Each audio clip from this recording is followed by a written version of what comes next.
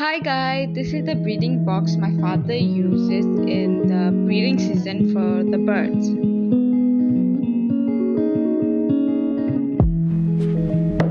It is a vertical box and it is wide.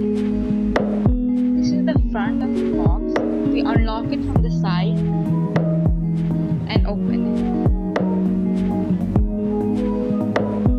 The inside of it is quite wide and has good space for the birds.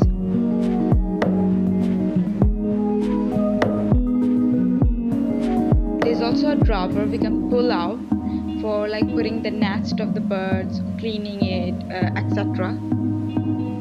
We just slide it in to close it, close the door and then lock it.